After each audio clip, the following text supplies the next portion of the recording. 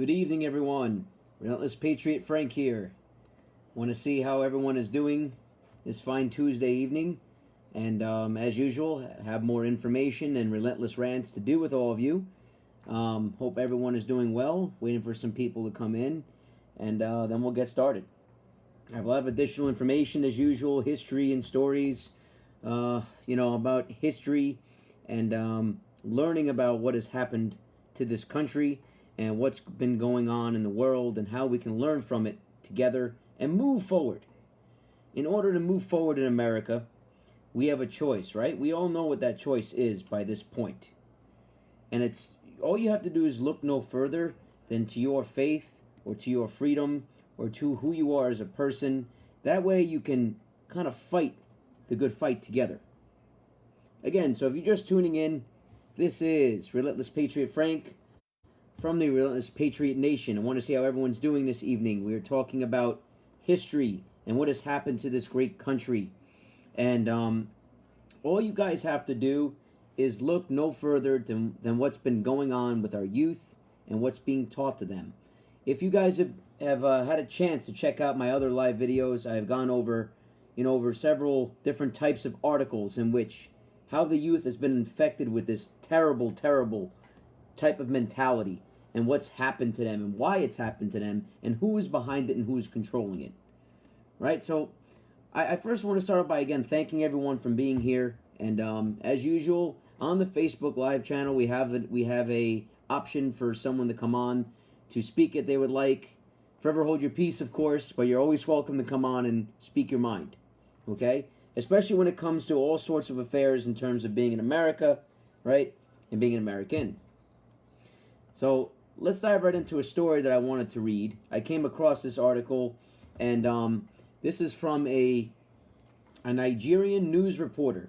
And this kind of cross-links to what I said last week about the slave trade and how human sex trafficking is still to this day going through Nigeria like wildfire in terms of human sex trafficking. And, the reason why you see a lot of African American, especially, women, teens, etc., have been sex trafficked or kidnapped and been brought to Nigeria and then, sold through Saudi Arabian princes, etc., or even through Sicily, etc., which is where my family's from.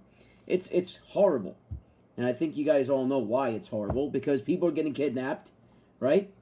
And no one knows where they're going. Well, one of these articles just proves to this day that, yeah, it's still going on. Now, this person, is a Nigerian journalist, a novelist. Her name's very hard to pronounce, but let's see if we can do it, right? So, Adeobi Trisha Niwabani. Okay? She writes saying that one of her ancestors sold slaves. Literally, sold slaves back in the day. But argues that she, even herself, should not be judged by today's standards or values because that's what her ancestors did. Their ancestors were Nigerian, right? They were from Africa, right? So, amid the global debate about race relations, colonialism, and slavery, some of the Europeans and Americans who made their fortunes, unfortunately, in trading human beings, have seen their legacies reassessed, right? Their statues toppled and their names removed from public buildings. However, not needless to say that we agree with that, do we? But we should still call out the other, hypocrisies that have happened, especially when it comes to other Nigerians in Nigeria selling their fellow man across seas, still to this day. Okay, now, this Nigerian news reporter or journalist reports about her great-grandfather. Okay, and she goes on to he goes on to say this, right? I prefer to call a businessman. That's what my great-grandfather was. He was from the Igbo ethnic tribe or group of southeastern Nigeria. He dealt in a number of goods, including tobacco and palm produce. He also sold human beings. He had agents who captured slaves from different places and brought them to him, my father used to tell me. Crazy. Okay, now, the slaves are sold through the ports of Calabar and Bonny in the south of what is today known as Nigeria. People from ethnic groups along the coast such as the Efik and the Eljaw, or Elgi, usually acted as stevedores for the white merchants and as middlemen for Igbo traders like my great-grandfather. They loaded and offloaded ships and supplied the foreigners with food and other provisions. They negotiated prices for slaves from the hinterlands, then collected royalties from both the sellers and the buyers. About 1.5 million slaves were shipped across the Atlantic Ocean between the 15th and 19th century. I want you guys to remember that number real quick. 1.5 million slaves, okay? Now, that number may not seem like a lot according to today's standards. Now, let's go back to how many have been human sex trafficked in the past year. 400,000. And a total of 8.4 million over the past 5 years. And yet people want to talk about slavery. Slavery that happened hundreds of years ago. I mean, seriously, folks, like, more than 1.5 million Africans were shipped to what was then called the New World, the Americas, through the Calabar port, making one of the largest points of exit during the transatlantic slave trade. So we're talking about West Central Africa. We're talking about North Central Africa. We're talking about the whole entire west coast of Africa. Okay? And they were brought everywhere. To South America, to the Caribbean, to certain parts of the northern U.S., and the southern U.S., obviously, right? But like 1.5 million slaves, and everyone's getting into a hubbub over that amount of number, but yet when it comes to human sex trafficking, everyone's freaking asleep. Why is that? You know, and this journalist goes on to say, assessing the people of Africa's past by today's standards would compel us to cast the majority of our heroes as villains. And she's exactly right. Because why would we want to say anything about the heroes and make them into villains, like such as Christopher Columbus, right? Or such as Robert E. Lee, such as George Washington. Why would anybody want to say those people were villains when they didn't even live during that time? It would be unfair to judge a 19th century man by 21st century principles. And I think you guys can understand that. And people like you and me, who happen to be of a lighter shade of color, often chastised or guilt-tripped over it. You know, I had watched a video recently, speaking of this police precinct in Woodbridge, New Jersey. We have your back, by the way. Respect the blue line through and through, right? There was this one man conducting interviews with all these teenagers, these 17 and 18-year-old teenagers that were part of Black Lives Matter at the police station. And I'm saying to myself, why are they even there? Who would you call if you were in trouble? Your mom, your dad? It'd be too late. Why are you protesting against police in which you've never had a bad experience with a police officer? But yet there you are, you know, the 12 of you, saying bad things, you know, throwing stuff at them, and they're just sitting there and taking it, and you want to act like you're oppressed? Why are you oppressed exactly? You guys all go to, you know, prestigious schools, and you all have, you know, decent homes that you go back to. Most of your families are intact. They're not divorced. What do you have to complain about exactly? And that's the whole thing that I'm talking about now, guys. Like, if you look at the majority of these groups and how they're trying to compare, you know, the slave trade of the past versus the slave trade of today, and act like it's still here, it's not. It's here, but in a different way. There's no one in chains really in America. I mean, guys, get your behinds in gear now. Get your ears in gear, per se, and start marching. And start, you know, calling out the real villains in society. Right? These amoebas. These people that act like they know better than everyone else when they didn't even pick up a damn history book and understand what communism, socialism, or Marxism is. This is ridiculous. As a patriot, we have a duty, don't we? And the duty is to stand up against these people who pretend that they're oppressed when they're really not. You want to fight for your rights? Okay, here's what you got to do. Get a job, don't break the law, and set the example for the rest of America, or rest of the youth, or the people that have come after you. That's how you're not oppressed anymore. You can do it. I made several videos months ago about saying how you can also pick up and leave. And I've shared lots of videos saying you can pick up and leave. From the suburb, from the urban places, from the inner cities in which you're not happy with. You can pick up and leave. You can do it. We have plenty of resources available to you to help you, aside from the ones that have already been given to you. through the government, by the way. Right now, assessing the people of Africa's past by today's standards would compel us to cast the majority of our heroes as villains, like I said, denying us the right to fully celebrate anyone who is not influenced by Western ideology. And of course, as you know, this is wrong. Slave traders, like this Nigerian journalist's great-grandfather, did not suffer any crisis of social acceptance or legality. They did not need any religious or scientific justifications for their actions.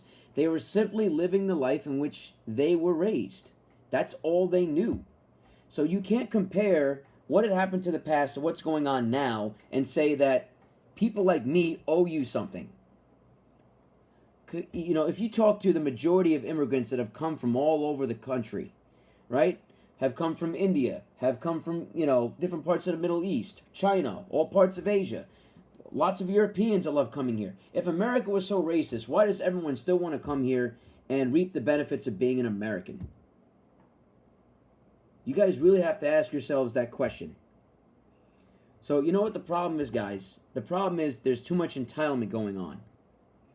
You know, this brings me back to my original point. What is wrong with America today? There's tons of entitlement, tons of people that feel that they're not making an impact. Well, look, all you have to do is make an impact to the person next to you good enough where you guys can start living life together and help each other out.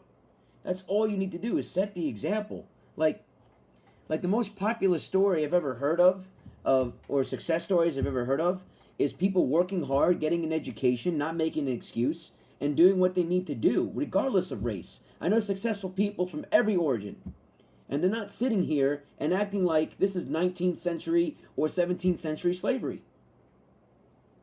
You guys have to understand the differences here, right? Now, the Nigerian journalist goes on to say, the most famous story I've heard about my great-grandfather was how he successfully confronted officials of the British colonial government after they seized some of his slaves. So we're talking about a Nigerian slave owner in which British officials told him he can't have slaves, and he confronted them saying, no, it's my right to have slaves. And this is in Nigeria.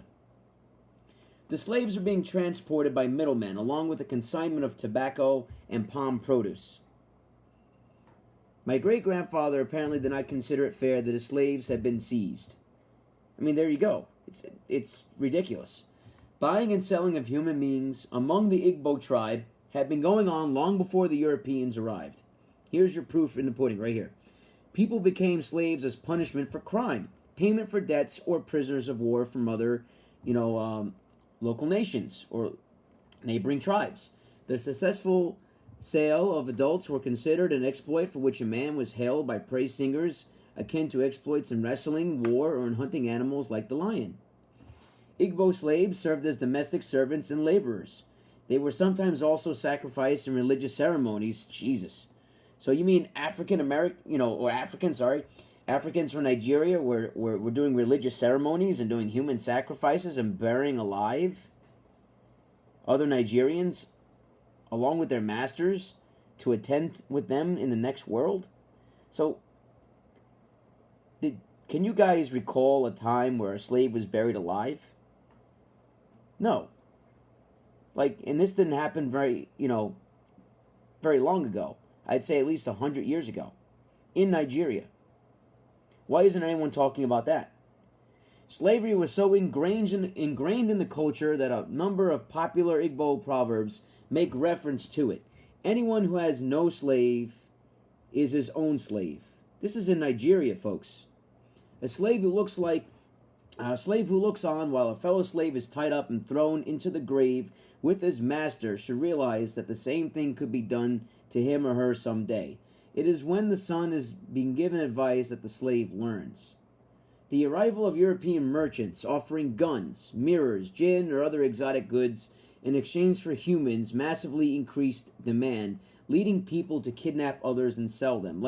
So everyone wants to say how, the Europeans kind of forcefully took people, but that's not exactly the case, according to this Nigerian journalist.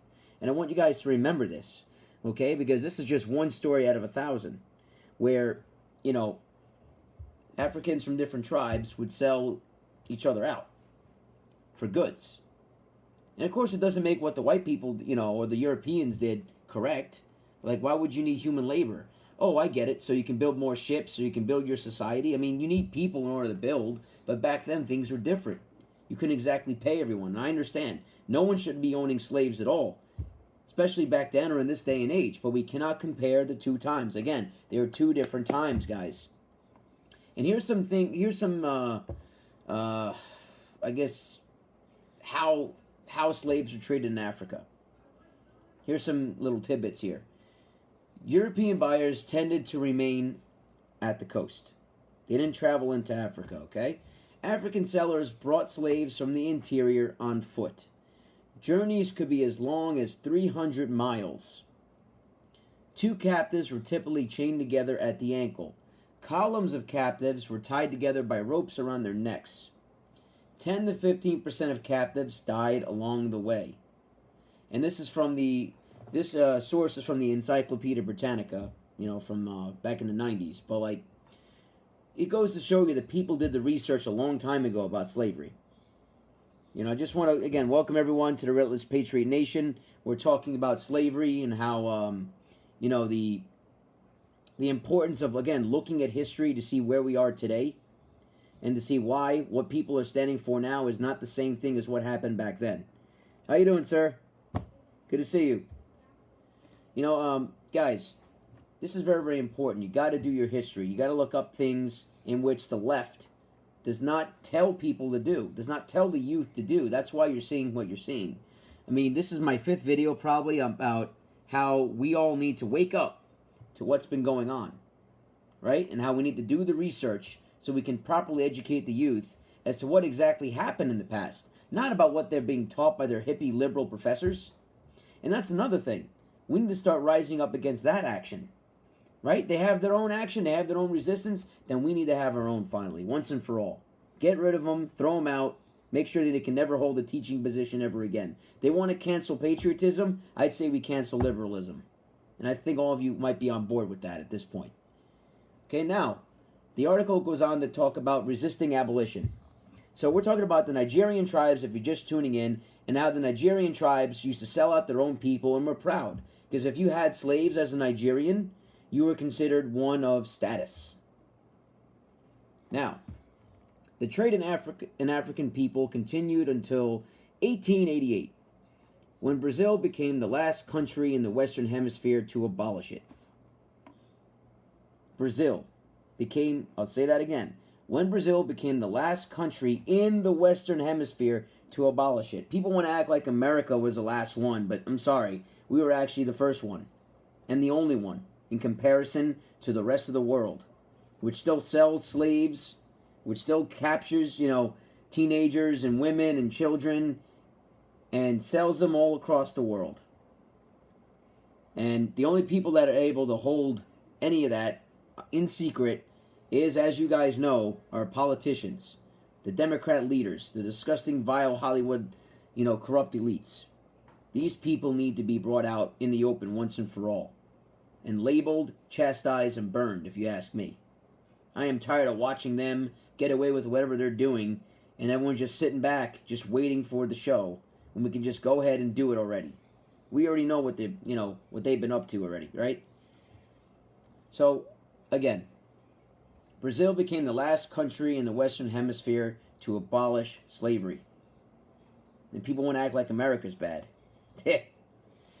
When the British extended their rule to southeastern Nigeria in the late 19th century and early 20th century, they began to enforce abolition through military action. So we're talking about, even the British thought slavery was bad. But by using force rather than persuasion, many local people, such as my great-grandfather, may not have understood that abolition was about the dignity of humankind and not a mere change in economic policy that affected demand and supply. We think this trade must go on, one local king said, infamously, in the 19th century. That is the verdict of our oracle and our priests. They say that your country, however great, can never stop a trade ordained by God. And that's just sad. That's just sad. And there was a society that was formed in 1799 by British anti-slavery campaigners called the Missionary Society, if you guys want to look it up. As far as my great-grandfather was concerned, he had a bona fide trading license from the Royal Nigerian Company, a British company that administered commerce in the region in the last quarter of the 19th century. So when this property was seized, an aggrieved his name was Nwabani Agogo. That was the name of her great-grandfather. Boldly went to see the colonial officers responsible and presented them with his license. They released his goods and his slaves. The white people apologized to him later on, her father would say. Here's a picture of him right here. Person who's, who would have thought? A Nigerian who's actually proud to have Nigerian slaves, or slaves from neighboring tribes. That just goes to show you there were many of those like that, and they got rich quick, right? Because he used to often trade for goods. People want to act like, oh, you got to apologize for what your ancestors did. And I'm like, well, my ancestors were actually enslaved. But I'm not looking to have Egypt or North Africa or different parts of Spain apologize for enslaving my ancestors, because that's where they're mainly from. I'm not going to sit here and ask for reparations that happened 300 years ago, and I'm not going to apologize for being mostly white. And I'm pretty sure a lot of you guys should feel the same way. You should never apologize for who you are. Now, let's talk about slave trade in the 20th century. We're going to fast forward a little bit from the 15th all the way to the 17th. We go to the 20th century. Okay, now there's another part of this article that goes to say, from an Igbo historian, again from Nigeria. The person's name is Adiel Afifgibo. Described the slave trade in southeastern Nigeria, which lasted until the late 1940s and into the early 1950s, as one of the best kept secrets of the British colonial administration. While the international slave trade ended, the local trade continued. So we're talking about Nigeria here, folks. The government was aware of the fact that the coastal chiefs and the major coastal traders that continued to buy slaves from the interior. He added that the British tolerated the ongoing trade on political and economic grounds. They needed the slave trading chiefs for effective local governance and for the expansion and growth of legitimate trade. So slavery was the main reason why they had an expansion and growth, guys, all the way up to the 1950s. So a lot of these historians say. And that just goes to show you how sad and how gullible the youth of today rather say America was the worst slave trading nation in the entire world, when that's not the case. The fact of the matter is, only 3% of the population back then had slaves. 3% of the southern population. And that just goes to show you that we really have to start getting involved in educating our youth and letting them know what the real issues are and what they really should be protesting and marching with us about. Okay? Not against us. That's one of the big problems I think a lot of people have. No one wants to actually listen or look up history. Now, let's go back to that great-grandfather real quick. Okay? We're talking about a man who successfully confronted the white powers from overseas and said, no, you're not going to take my slaves. So a Nigerian person said, no, you're not going to take my slaves. It's not your business. But meanwhile, some British anti-slave campaigners said, no, it is our business. Slavery is wrong. We're going to get rid of it. So what's right and what's wrong here, guys? People want to say that all white people are bad. No, I don't think so. And we don't need to judge, label, or whatever. And it just goes to show you that the records back then and how the UK actually helped abolish slavery back then, it was the beginning of a mutual relationship, right? Between the colonists and the local tribe leaders in Africa that were willing to end slavery with them. And here's a little bit of facts for you. In 1833, Parliament outlawed slavery in most British colonies. In 1834, the law officially took effect. 800,000 slaves were freed. 20 million pounds were allocated to pay for damages suffered by owners. And zero compensation for freed slaves. So these owners in Nigeria were also paid. If people want to talk about reparations, the slave owners got paid. That was the reparations back then for their inconvenience of ending slavery. You believe this crap? And people want to talk about how we owe the slaves something. We don't owe anybody anything. That's a crock of nonsense. And I want you guys to remember that. And it just goes to show you how Britain, yeah, they helped end slavery, but then they paid the slave traders off and saying, hey, no more slavery. Here's some money. Now stop. And meanwhile, America, forget it. When America ended slavery, we didn't pay slave owners to stop. We said, no, you're going to stop, or we're going to obliterate you off the face of the earth. And I think a lot of the youth need to understand this lesson most importantly. So that is my take on this from one article, in one occurrence, in one situation, but goes on to say that there were at least 50,000 slave owners in Africa. 50,000. How many slave owners did we have in America exactly? Can anyone real quick tell me what a number is if you know it? Please educate the rest of us. 50,000 slave owners in Africa, guys. And I can tell you guys this much. You need to look at the facts. You need to look at the history and where slavery really, really, really, really originated from. Not where it went to, but where it came from and why. And a lot of people rather say, oh, well, that doesn't matter. They'll still continue to dismiss the facts. That doesn't matter. We're still oppressed to this day. You don't understand what it's like to be a person of color. Well, guess what? I am a person of color. We're all shades of a color. And I do understand what it's like to be, what it's like to have racism said against me, because I've had several things said to me in my lifetime. And still to this day, I've had things said to me in my lifetime. But I'm still not going to sit here and be judged for those names. And I don't think a lot of you will be judged either. You're not going to sit back and say, well, and paint, take a brush and paint everyone as racist who has called you a racist thing. No, there are bad people from every nation, from every ethnicity. But there are more good than bad. Now, the second part of my relentless rant I want to talk to you guys about is about an interesting conversation I had with someone who used to live here and moved to the Middle East. He's a good friend of mine, but unfortunately, he is brainwashed into thinking America is a very, very bad country. Now, here are the reasons why. Because America has ruined every single place it's been to. Now, I know a lot of you that are watching are like, what? Well, what do you mean?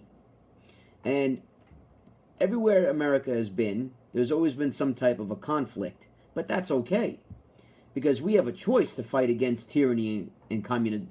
And he was like saying, well, America needs to stay out of our country, when meanwhile, Trump is actually helping you guys because you actually asked for his help.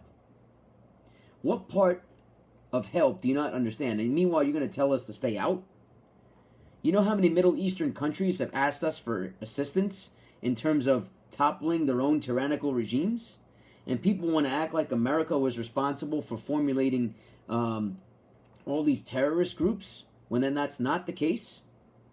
When they all said, no, America has nothing to do with this? Or that all America should die and should burn? Now, I do believe that some American insurgents and people from overseas were part of these operations, but I do not believe as a whole that the American government would dare say or dare tell people that we should all join the ISIS movement to go against America and to make America look bad so we can supply weapons and then fight. I mean, if you ask me, that's the CIA, a ridiculous notion. But you never know. But the fact of the matter is, everywhere America goes, they help. It's unfair to say that America is bad everywhere it goes, and what America does now does not dictate what it does later, etc., etc. We cannot judge our country. Our country is there to help the majority of the world. Otherwise, why would we want to fund every other country that we go to war with to help them rebuild? Like we helped refund Japan. We gave the Saudis plenty of money when Obama was, reigning supreme. Like, we gave I believe we helped North Korea with their little political campaign after Kim Jong-un kind of failed miserably. We gave money to all these nations in which that we had a problem with to help them. So if you want to talk about reparations, I mean, there you go. Wait, that's neither here nor there. Everywhere America is, they've tried to defy communism, defy tyranny, right? And serve the rest of the world in this case. I do not believe America is a terrorist network. They act like America is the virus. So this person just kept zeros, didn't understand what was going on, didn't understand what I was trying to tell him. And I said, look, at the end of the day, you moved from America to the country of your choice, and are you happier there? And that person said, yes, I am. And I said, okay, well, if you're so happy there, then why are you so concerned with what we're doing? And I had a very similar conversation to a socialist friend of mine. Well, until I found out he was a socialist. I didn't know he was a socialist until he came out and said, tear all the statues down, and I love, free health care from my government. Meanwhile, this person's in Canada and claims that he loves America. I'm sorry, but if you're for socialism and you agree with tearing down statues, you don't love America. And you have no right to say it. And I'll be the first one to tell you that, if you weren't told that already. I think it's just ridiculous that people have their own version of America in their heads, and then they want to say, well, if it's not this way, it needs to be this way. It needs to change. It needs to change because we want it to change. And that's a bunch of crap, guys. That's your own utopian notion that you rather stick with and go with, rather than just understanding what this country is about, how it was formed, and how your Constitution and amendment rights should be considered sacred at this point. You do not have time to be part of this oppression Olympics, especially when you are not oppressed, and especially when you never experienced racism. And here's the thing about Antifa and these little sycophants, these traitors. They're not oppressed. Have you taken a good look at them? Most of them are hanging out at Starbucks and buying expensive coffee, or, living inside of mommy and daddy's basement. Have you taken a good look at these people? How disgusting and vile they are. And then they want to go out and commit anarchy, spray paint anarchy signs all over the place and commit devil-worshipping acts on top of the statues which they pulled off. Do you guys really, really, know what we're up against? It seems like we're up against Satan, but I highly advise you not to be afraid, because that would just be silly. But if you've taken a good look at our opposition, it's not just them we have to worry about, because that's what the elites, the liberal, the true liberal anarchists, the higher-ups, if you want to call them that, these pedophiles, these George Soros type of people, the Rockefellers, the Rothschilds, etc., that's what they have done to our youth. It's vile and disgusting. And we as patriots need to start waking people up and saying, no, this isn't right. And we need to start marching against those reasons and get these kids, get their heads out of their asses so they can join us in our fight for freedom. Because at this point, that's what it is. It's tyranny versus liberty. And we need to know that we're in trouble. And that we should not be sleeping on this issue no longer. And it just goes to show you that Antifa, even yesterday, I mean, they call themselves peaceful protesters. Or Black Lives Matter. They call themselves peaceful protesters, but yet everywhere they go, there's always violence, there's always hateful rhetoric being spewed, there's always things being said in which is highly offensive to people that happen to be white. And people want to sit there and act like, oh, they're peaceful, they're for against the the corrupt regime, and you don't understand what it's like, and all they want to do is backpedal and make excuses. Let me tell you, morons, this. Your excuses are over. We, the American people, have had enough of your nonsense, and we will fight you. We will stand up. Even actions are being taken right now. There's several lawsuits against Black Lives Matter. I'm happy to see that. And I'm pretty sure you guys have seen that as well. Several lawsuits happening against people that have suffered at the hands of Black Lives Matter. And I don't even want to call them protesters anymore. I want to call them activists. And they're activating for Antifa. They're activating for anarchy. That is the cold, hard truth, ladies and gentlemen. And we got to be aware of this. And the thing is, have you taken a good look at Minneapolis? Like 200 more just recently, actually 8 hours ago, applied to leave the department. That's 20% of the entire police force. 20% of the entire police force is applying to leave. When Minneapolis, for the most part, looks like a nuclear bomb went off at the center of their city. And that's the thing. Oh, the media only wants you to see that. Well, guess what? That's where all the damage is. This is what happens when we don't educate our youth. This is what happens when people rather sit there and act like the government's the answer. There are several reasons why to deny socialism, communism, and Marxism, guys. So, in order to stand up, there are several more rallies that are coming up. I just want to make a quick announcement. Okay? So, coming up this Saturday, there's a very important rally in which I hope all of you can attend. Okay? Now, this rally is going on. I'll bring up the date for you in a second here. Okay, and I also post all this stuff in the announcements page on Facebook. So you haven't joined our Facebook group, that's where I put most of them, or I try to take a picture of the event. A very important event coming up. Okay? There's actually two of them.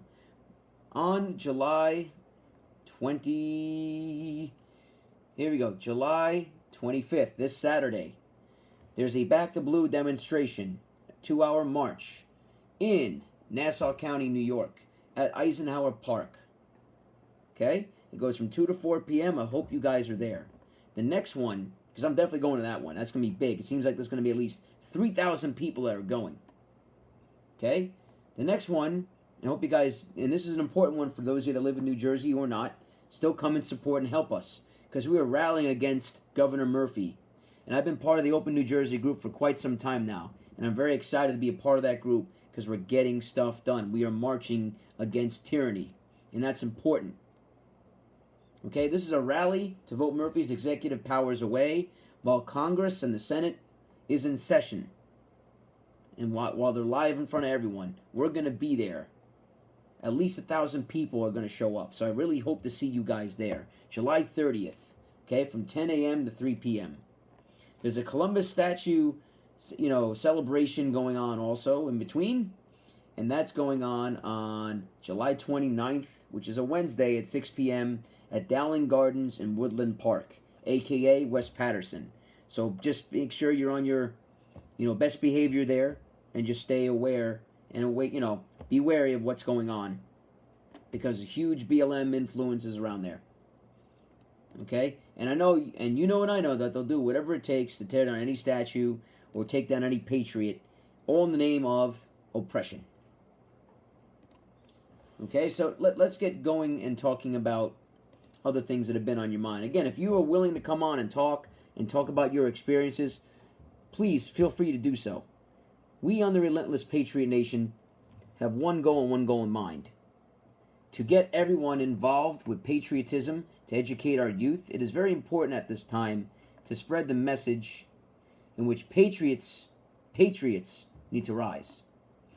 The silent majority will no longer accept what's going on. Because what I can tell you guys is this. If we continue to allow the things that are going on as okay, then that's what the new normal is going to be. Whether it be this COVID hoax, whether it be wearing the mask, whether it be, everyone needs to owe everyone else reparations. And then you'll really see racial relations go down the tube if that happens, right? So we all need to wake up to all these little things. And then mandated vaccines for everyone.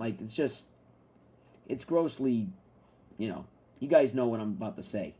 But let's get on board together and start rallying, protesting, marching, whatever we can do to help each other, not hurt each other.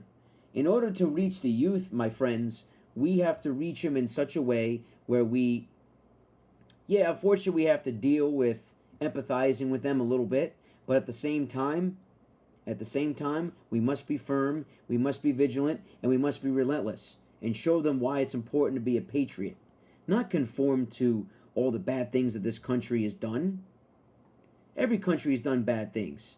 And going back to what I was saying with my friend who moved from here all the way back to the Middle East because it was just so much better there, I say this to you. Why? Why would you think America is bad when you lived here for the majority of your life and you made lots of money, and then you want to act like you're the oppressed now? It's all America's fault. It's all he kept going back to the Zionists. It's all the Jews' faults. And I said, you can't again paint the broad brush. You're doing the same thing that you've done to any other white person or a patriot like myself. And meanwhile, you know me, I was very respectful to you, but yet you want to sit there and paint a broad brush over everything that who I am as a person, and you want to label me for loving my country, when meanwhile you love the place that you went to. And let me tell you this, your country isn't exactly squeaky clean either. You've had slaves there too for a very long time. You've enslaved your people for a very long time. You've had dictators reign there for a very long time. Now we have a message coming in from a Relentless Patriot on Instagram. What are your thoughts on the teachers' unions holding everyone hostage? Well, teachers' unions go about it. You can go about that two different ways. I had read an article the other day about how the National Teachers Association across the country is going to get rid of police officers that are guarding their facilities, right, the schools. And that's number one. The teachers are now advocating that police are, doing racist things against black and brown students, so therefore they just have to get rid of them. And that ticked me off. Second thing, the teachers' unions, in my opinion, should be abolished at this point because of what they're doing to our youth. They're not teaching our youth correctly. People want to, if you look at Candace Owens' stats about the inner cities, especially in the inner cities, the majority of the inner city community, these kids still can't read English. They can't write it too well. They're terrible in math. They're on the smallest percentile with education. So, and these teachers are getting paid, and they're still getting their, checks at the end of the day. And people want to act like it's the best thing ever. Oh, let's keep educating and keep pushing people through the system, and then we're going to get paid more money, or we're going to demand more money. And I think that's a terrible thing. If you want to see unions do better, then start taking away all the benefits that they have, and maybe you'll see a change in how they educate our youth. Instead of acting like this country is terrible and teaching them that, you'd see a change. Hopefully that answers your question, because there's a lot of teacher unions that are good about treating the teachers well, especially in private schools, but at the same time, as a whole, our public education system needs a huge makeover. And I'm pretty sure you can understand that. Based on what I've seen, I wasn't too thrilled with my own public education to begin with. So I left and went to a private school for the remainder of 2 years of my high school education. Everyone should have a choice to be homeschooled at this point too, especially when they're forcing kids to wear masks this year and have small classrooms, like 10 to 15 students, as if that's going to change anything. It's not going to change the way you teach. And then you're going to let these kids wear masks 24/7 at the school? You got to be crazy. So yeah, there's a whole bunch of things that public schools have to change, because anything the government wants them to do, guess what they're going to do? They're going to teach whatever they're told to teach. And you're absolutely right.